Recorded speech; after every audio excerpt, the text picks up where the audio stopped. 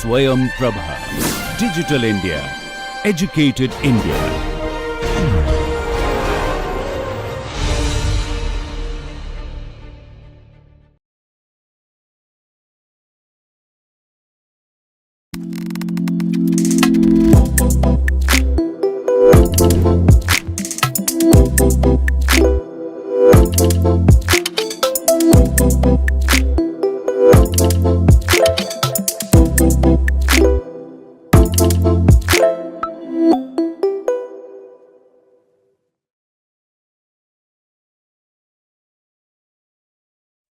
Welcome everyone to the fourth lecture of the third week of our NPTEL course titled Modernization and Creative Communication. In today's lecture, we are going to explore the thought-provoking topic Machines, Animal and Aliens, Horizons of Incommunicability. The session will allow us to delve deep into how communication extends beyond the realm of humans and touches upon interactions with machines, animals, and even extraterrestrial beings. Our primary focus today will be on understanding the challenges and failures of such communications and reflecting on what this tells us about the human condition, technology, and the limitations of empathy and understanding in modern times. The title of today's lecture sets the stage for exploration. And the title is, as I have said, Machines, Animals and Aliens, Horizons of Incommunicability. As we begin, consider how modernization and technological advancement have extended our understanding of communication beyond just human interactions. We will look at how our attempts to communicate with machines, animals, and aliens reflect broader themes of isolation, misunderstanding, and ultimately the limits of human communication. This will also challenge to think about what it means to be human in a world increasingly populated by intelligent machines, evolving animal research, and the imaginative pursuit of extraterrestrial contact. The main theme of this lecture revolves around the exploration of communication as it extends beyond just humans, probing into whether meaningful communication can happen across vastly different forms of existence, whether with animals, machines, or extraterrestrials. One of the key questions we will grapple with today is, can humans communicate meaningfully with non-humans? We will also discuss the concept of incommunicability across different beings. As technology continues to mediate many of our interactions, the role of machines in communication becomes increasingly important. We will examine whether technology facilitates communication or deepens the barriers between human and non-human interactions. The immersion quote used to introduce the lecture, "You will never see anything worse than yourselves," is a reminder that in an attempt to communicate with the other, we often confront uncomfortable truths about our own nature. Before the 20th century, communication was understood primarily as human-to-human interaction based on face-to-face dialogue. However, as we enter the 20th century and beyond, the definition of communication expanded to include interactions with non-human forms such as machines and animals, and even hypothetical communication with extraterrestrial beings. The historical shifts signals a breakdown of metaphysical barriers that once protected the uniqueness of human communication. The boundaries between species, machines, and the humans have become more fluid.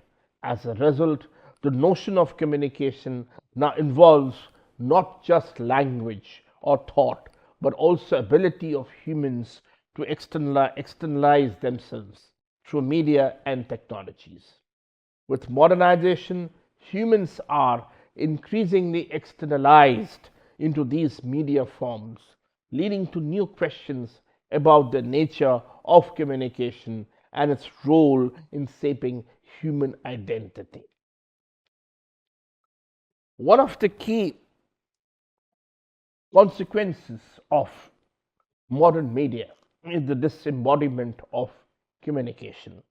Traditionally, communication was grounded in physical presence. Our bodies, voices, gestures, all played a crucial role in how we communicate meaning.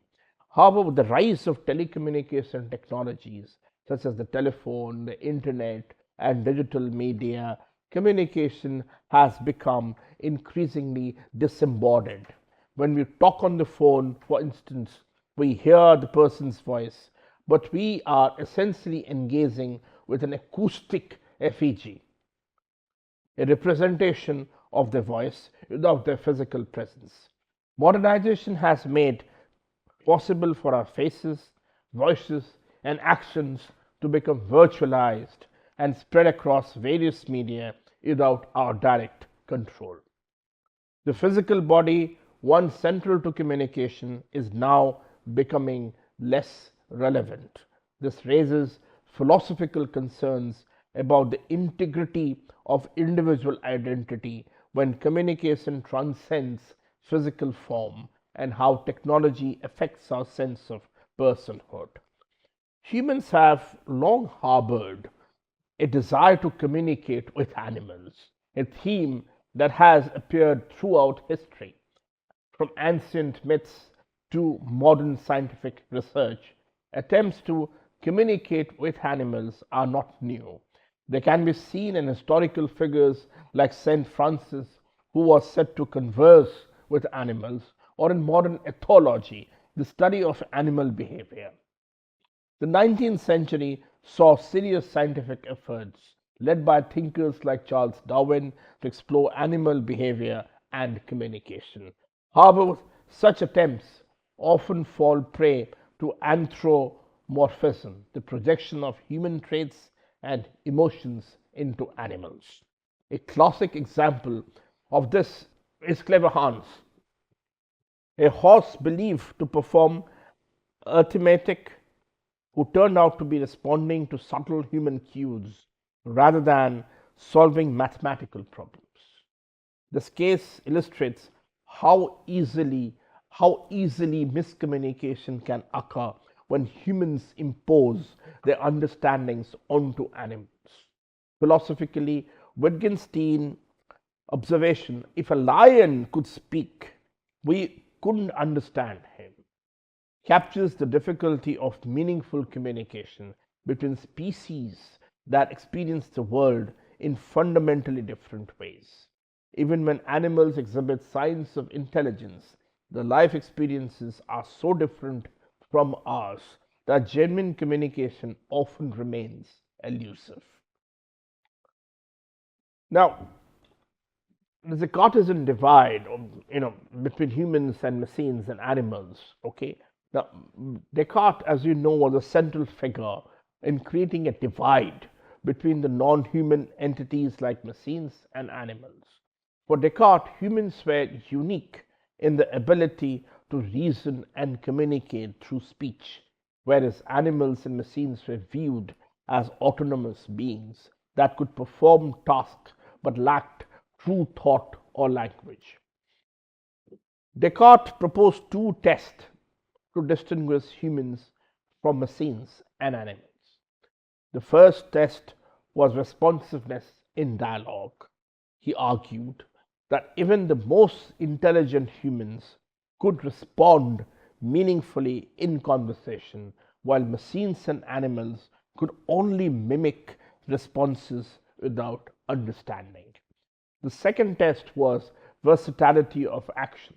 While a machine or animal could perform a specific function very well, such as the clock keeping time, it would lack the ability to adapt to a diverse range of tasks in the way that humans can. For Descartes, these differences were important not only intellectually but also morally. He warned that if we begin to see animals as too similar to humans, it could undermine the belief in the soul or the afterlife, leading to dangerous ethical consequences. These distinctions between humans, animals, and machines set the foundation for much of the 20th century debate on what defines human communication and intelligence. Alan Turing challenged Descartes' strict divide between humans and machines by proposing that machines could potentially mimic human intelligence. In his famous work, Turing developed what we call the Turing test, which measures whether a machine can convincingly imitate human thought. If a machine responses during a conversation are indistinguishable from those of a human, the machine is considered intelligent. Turing initially proposed the imitation game. And what was it? Where an interrogator would try to guess the gender of two hidden participants, one male and one female, based solely on their written responses. Later, this game was adapted to test whether a machine could pass as human. While Turing's focus was on language and intelligence, his approach has been criticized for ignoring the emotional and physical dimensions of communications, which are critical to human interaction but difficult for machines to replicate. The role of machines as communicants has been a topic of fascination in both philosophy and popular culture. Machines have been portrayed as everything from helpful companions like R2, D2 in Star Wars to malevolent intelligences such as HAL in 2001: A Space Odyssey. These portrayals reflect our collective struggle with the question of whether machines can truly communicate or whether they merely simulate communication. Turing envisioned machines that could compete with humans in terms of intelligence, but did not see the need for them to have physical bodies or emotional depth. For him, intelligence, not physical form, was the key to communication. However, this raises philosophical questions. Can machines truly communicate if they lack emotions, desires, and the capacity for ethical judgment? If communication is only about exchanging information, then machines may be able to communicate. But if communication is about connecting with others on an emotional and moral level, then machines might always fall short. The search for extraterrestrial intelligence represents one of the most ambitious attempts to communicate with non-human intelligence. Since the late 1950s, scientists have been scanning the skies for radio signals from distant stars that might indicate the presence of intelligent life. However, communicating with extraterrestrials presents unique challenges. First, the vast distances involved mean that any signals we send or receive could take decades or even centuries to reach their destination. Additionally, the cosmic noise, background signals from natural phenomena, makes it difficult to distinguish an intentional signal from random noise. Even more challenging is the radical otherness of alien life forms who may communicate in ways entirely unfamiliar to humans, perhaps using different senses, mathematical systems, or time scales. In this way, communication with extraterrestrials becomes a form of archaeology. By the time you receive any signal, it will have come from the distant past, making real time dialogue impossible. The quest for extraterrestrial communication has important philosophical and existential implications. In many ways, SETI represents a modern form of faith, similar to earlier spiritual quests like attempting to communicate with the dead. The search for aliens is not just about finding other forms of life in other planets, but also reflects humanity's deep seated loneliness and the need for confirmation that we are not alone in the universe. Philosophically, SETI raises the problem of solipsism. How can we ever be sure that what we perceive as communication from an alien civilization is not just a projection of our own human expectations? And what would it mean for humanity's place in the universe if we were to discover other intelligences? The answers to these questions could profoundly change our understanding of ourselves and our relationship with the cosmos. Building on philosophical foundations of Hegel's theories of recognition, this will explore the role of empathy and recognition in communication. According to Hegel, self-identity is established through the recognition of the other. This has profound implications for both human-to-human communication and for our attempts to communicate with non-human entities such as machines, animals, and aliens.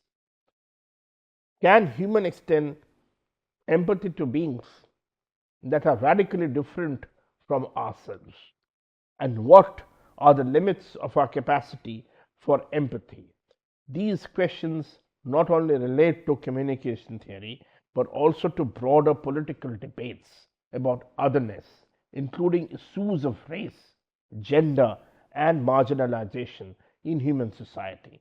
Adorno reflected on this when he noted that discrimination often arises from the failure to recognize the humanity in those who are different. One of the key criticisms of Turing's emphasis on intelligence in machines is that it largely overlooked the emotional and erotic dimensions of communication. While Turing's approach focused primarily on whether machines could replicate human thought, it left out a crucial aspect of human interaction: our deep seated emotional needs and desires. Humans are not solely intellectual beings, we are also driven by desire, love, empathy, and the fundamental need for connection with others. Communication at its core is not merely an exchange of facts or information. It is about building bonds and understanding, fostering relationships that go beyond the intellectual realm. Eros, as conceptualized in Greek philosophy, signifies the drive towards connection, unity, and intimacy. It represents the desire for closeness, not only in a romantic or sexual sense, but in terms of all human relationships. It is a force that compels us to communicate in ways that are meaningful and personal, creating emotional ties with those around us. This is where Turing's models of communication, which prioritizes logical reasoning and linguistic accuracy, falls short.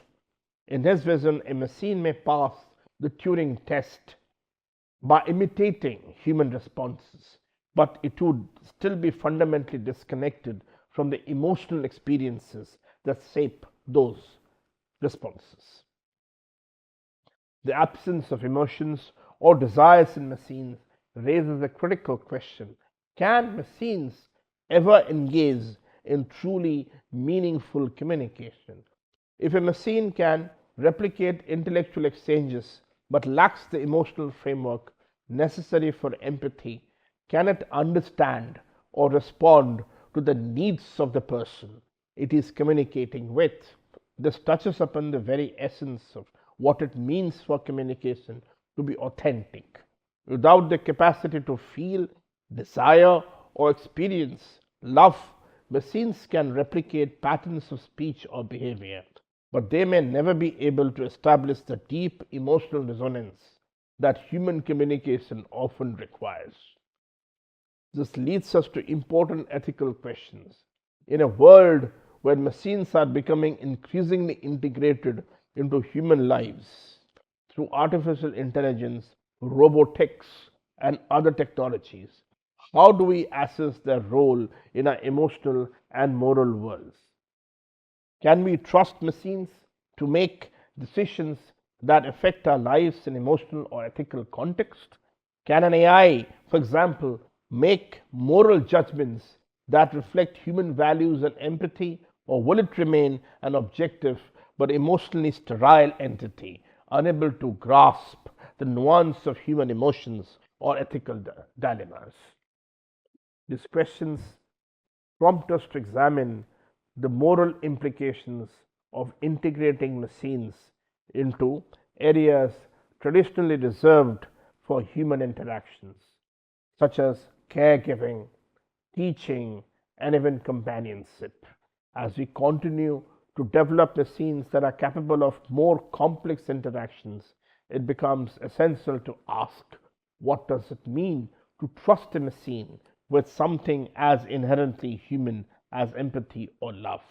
Can we fully accept machines as communicants if they cannot share in the emotional, erotic, and existential dimensions that shape human life?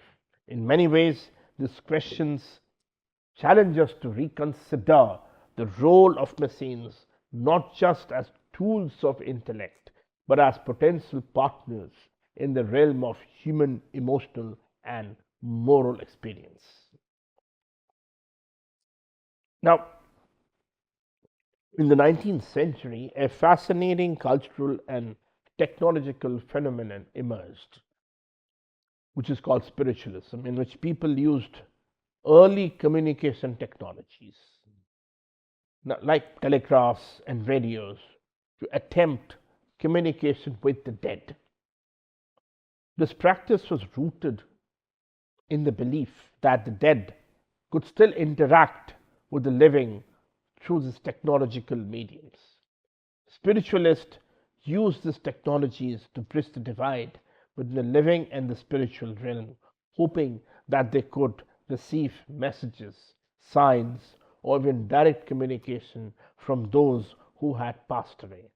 The desire to connect with the other side was fueled by both a fascination with the afterlife and an exploration of the unknown, which was made all the more tantalizing by the advent of new technologies. Interestingly, this historical pursuit of spiritual contact shares striking similarities with modern day attempts to communicate with extraterrestrial life through the search for extraterrestrial intelligence. Just as spiritualists use telegraphs and radios to reach out to the dead, SETI scientists rely on advanced technologies such as radio telescopes to scan the cosmos for signals from alien civilizations. Both spiritualism and SETI seeks to bridge seemingly impossible gaps, whether it is between the living and the dead or between humanity and the alien life forms. At the heart of both pursuits lies a profound human yearning for connection with the unknown. Spiritualism was driven by the hope of establishing a connection with the loved ones who had departed, while SETI's efforts reflect a desire to answer one of humanity's most enduring questions. Are we alone in the universe? Are we? These quests stem from a similar desire for meaningful communication with entities beyond our immediate understanding. In both cases, the advent of new communication technologies offers a potential solution to a perceived barrier separating us from something or someone beyond our own existence. The parallels between spiritualism and SETI are not just technological, they also reflect deeper existential and psychological aspects of the human condition. Both endeavors emerge from our fear of isolation and our desire to transcend our finite human experiences. Spiritualism, in its attempt to reach the dead, represents a longing to affirm life after death and to reconnect with lost connections. Similarly, SETI symbolizes the hope that our existence is not isolated in an indifferent universe and that we might one day find evidence of intelligent life elsewhere, which could confirm that we are part of a much larger cosmic community. This parallel quest also highlights our fascination with the unknown, whether that's the afterlife or alien life, and our belief that technology can serve as a bridge to communicate across vast distances of time and space. Spiritualism and SETI both speak to a human need for transcendence, to reach beyond the limitations of our own lives and understand something far, far greater than ourselves. As technology evolves, these desires become increasingly linked with our ability to use scientific advancements to search for answers that, for now, lie beyond the known world. In both cases, these quests reveal not only our technological ingenuity but also our psychological and philosophical motivations. They reflect a longing to connect with something greater than ourselves and to find meaning in a universe that can often seem vast, indifferent, and unknowable. Whether through spiritualism's attempts to reach the dead or SETI's search for extraterrestrial life, these efforts reflect the enduring human drive to bridge the gap between the known and the unknown, to find connection in the face of uncertainty, and to explore the limits of human communication in a world that often seems beyond our grasp. Modern media has transformed human communication, making it more disembodied and mediated. Technologies like telegraphs, telephones, and the internet have replaced direct human interaction with virtual connections. This disembodiment affects not only how we communicate, but also how we perceive ourselves and others. Walter Benjamin's concept of the aura, the unique presence of an object or person, is a useful framework for understanding how modern media diminishes the authenticity of communication. As communication becomes more mediated, we lose the intimacy and authenticity that come from face to face interaction, replacing it with mediated versions of ourselves. To wrap it up, we have covered quite a journey through the intricate relationships between humans, machines, and animals, and even extraterrestrials. The lecture took us through key philosophical questions about the limits of communication and how modernization has challenged traditional boundaries, especially through the lens of incommunicability. We examined how interactions with non humans, whether machines, animals, or aliens, reflect our deepest questions about empathy, intelligence, and what it truly means to communicate. We also considered the ethical and existential question raised by advances in technology, communication with the unknown, and the evolving role of the media. As we have seen, understanding communication goes beyond human to human interaction. It requires us to reflect on our own human limitations, the role of technology in our lives, and the deep, deep yearning to connect with other forms of existence.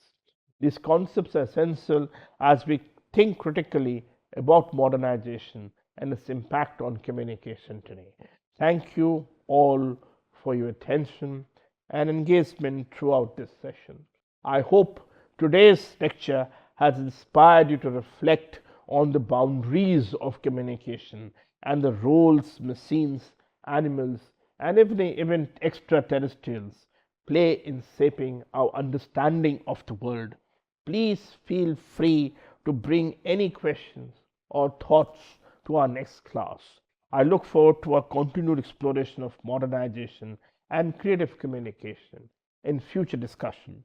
As you continue to grapple with this question, we must ask ourselves, can empathy extend beyond humans to other beings? And how do machines, animals, and aliens reflect on our own limitations in communication?